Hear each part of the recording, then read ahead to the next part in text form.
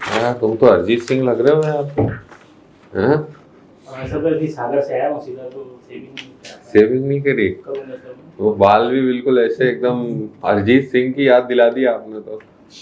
हाँ, बिल्कुल body वॉडी health wealth भी आपकी वैसी। पसंद है कि नहीं अरिजीत? क्यों पसंद है?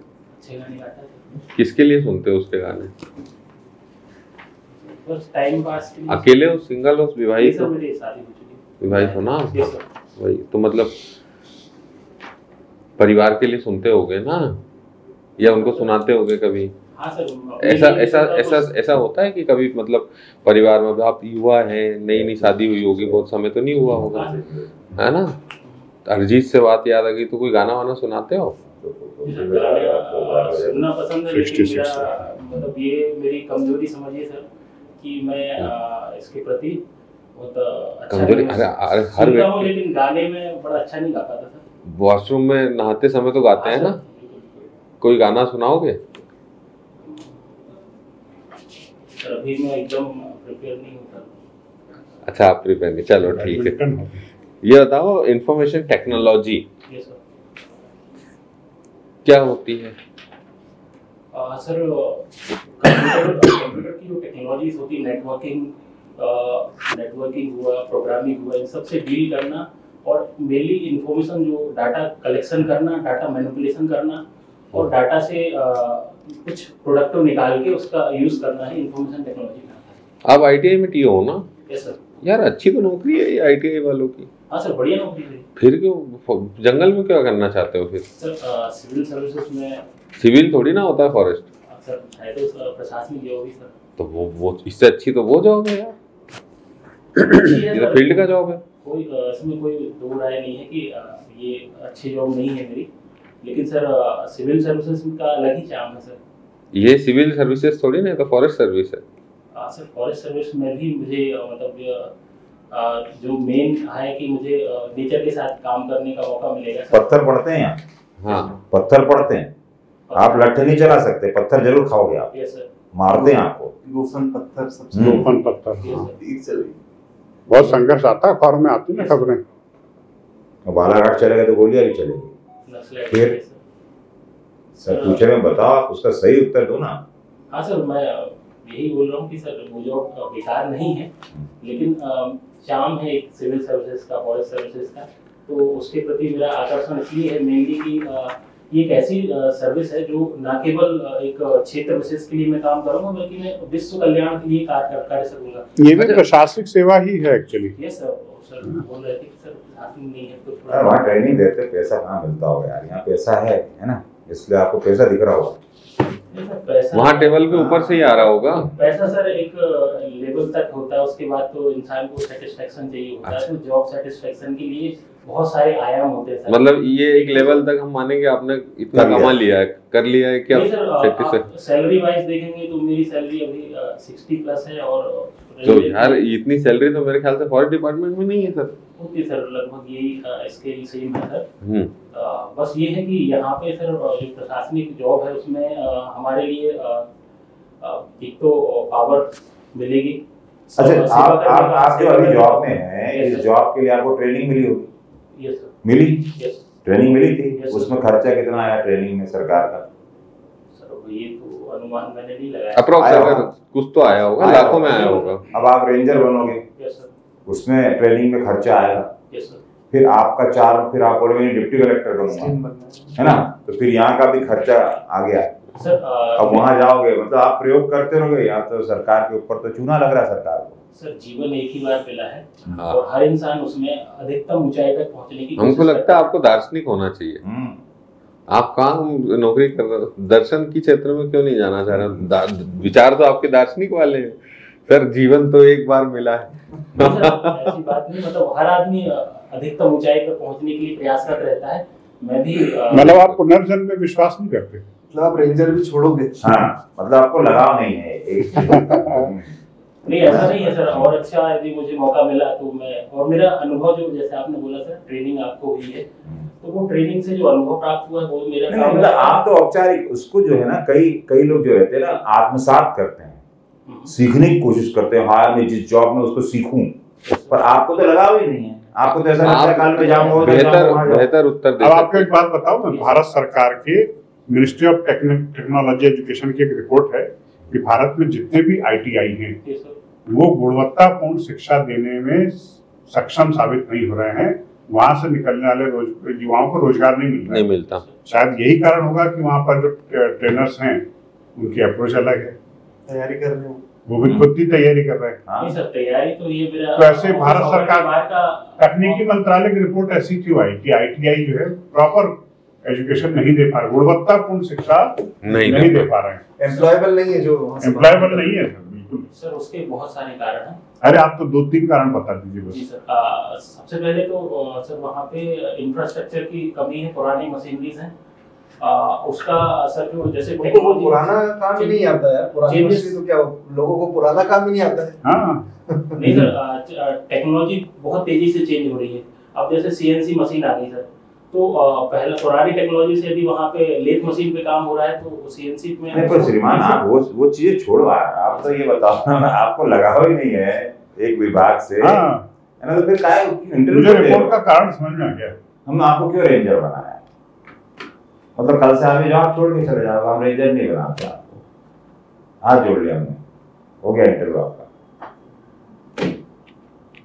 नहीं सर, ऐसा नहीं है, मैं प्रयास करूंगा। यहाँ पे मेरा जो आपको मालूम है, आप बॉन्ड भरोगे, उसको छोड़ोगे, 11 लाख रुपए का बॉन्ड होता है। ये सर मुझे इसकी जानकारी है सर, मैंने इसके लिए लगातार 3 साल से प्रयासरत हूँ। 3 साल से मतलब पैसे जोड़े हैं आपने 11 लाख? नहीं, पैसे जोड़े नहीं सर, प्रयासरत हूँ। चलो ठीक है सर, छोड़ने का मन नहीं है सर, ऐसा कि एकदम छोड़ने के लिए जॉब कर। ठीक सर।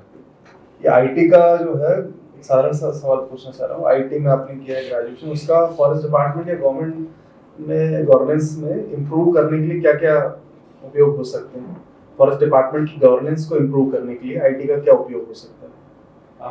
फॉरेस्ट डिपार्टमेंट की गवर्नेंस के लिए सर मेनली सर जैसे यहाँ पे एनक्रोचमेंट की प्रॉब्लम है या फिर शिकारियों की समस्या है, तो इसमें टेक्नोलॉजी का यूज़ किया जा सकता है। जैसे ड्रोन सर्विलेंस सिस्टम बना सकते हैं हम, स्मार्ट फॉरेस्ट मैनेजमेंट करके कुछ अपन कर सकते हैं ऐसा, ताकि इसमें टेक्नोलॉजी से, GPS से, सैटेलाइट से सभी का गठजोड़ करके हम एक ऐसा।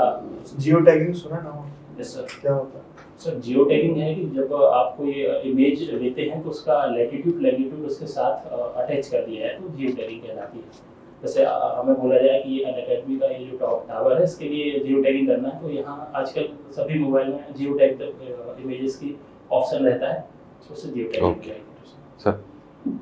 हाँ जी, एक क्वेश्चन तो मैंने आपसे पूछ लिया था बीच में, एक और क्वेश्चन पूछता हूँ मैं।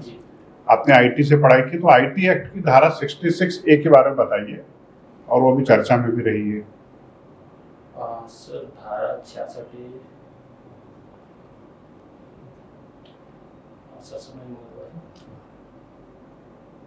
सर, इसमें एक कंट्रोवर्सी हुई थी, शायद मैं सर गैस कर रहा हूँ, गलत हूँ तो आप बता दीजिए सर।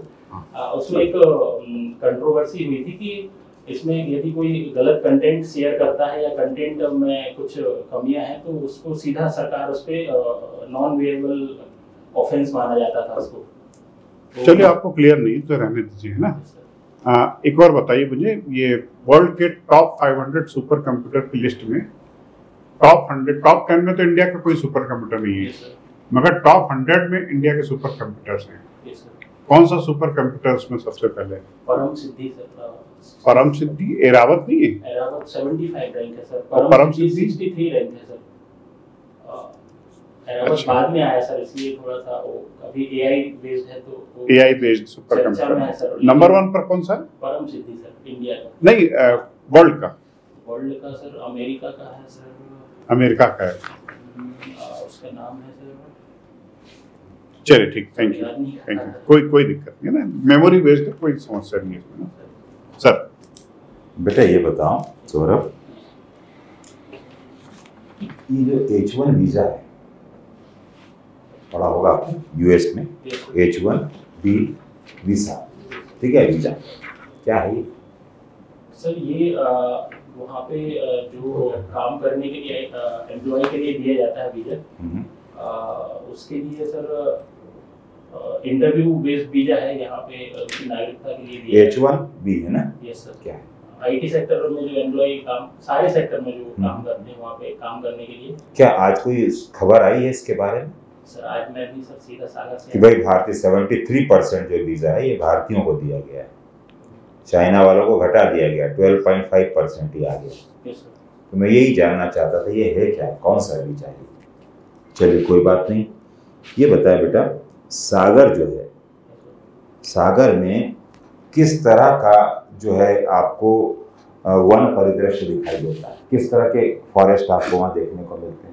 सर सागर में जो उष्णकटिबंधीय पर्णपाती वन है मुख्यतः, जो कि इसमें जैसे नौरादेही वाइल्ड लाइफ सेंचुरी है यहाँ पे, तो वहाँ पे जो छोटे घास भी पाई जाती है, जो चीता भी। किस तरह के वन किस तरह के आपको यहाँ पर मिलेंगे? कौन कौन से वृक्ष प्रजाति आपको देखने को मिलेंगे? सागौन सबसे ज्यादा, और तेंदुपत्ता भी मिलता है ना?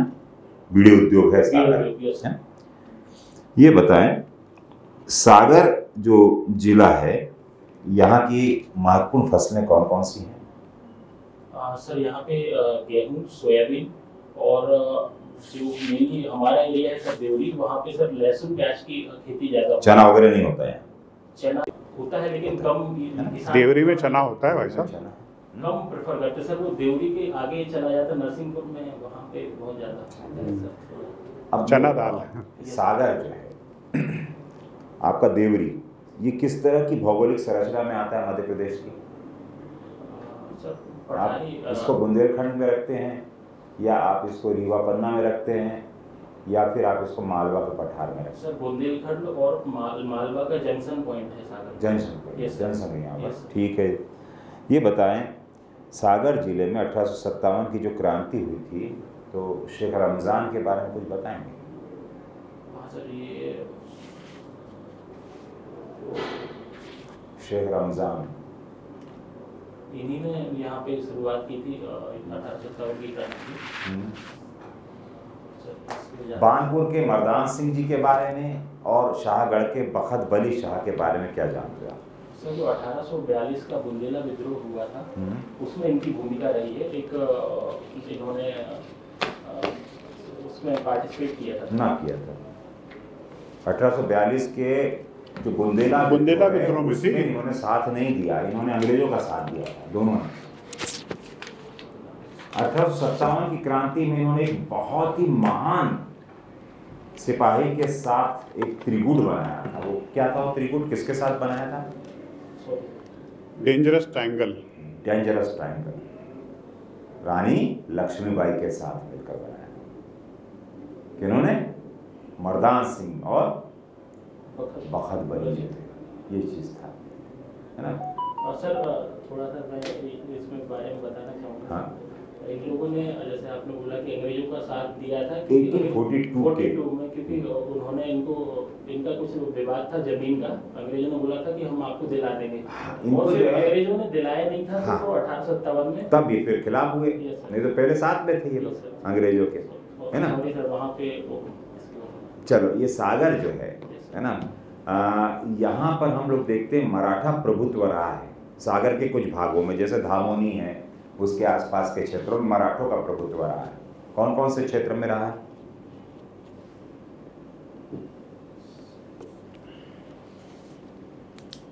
चलिए, सागर के कोई ऐसे आप 3 या 4 इंस्टीट्यूशंस के बारे में बताइए जो मध्य प्रदेश का गौरव है।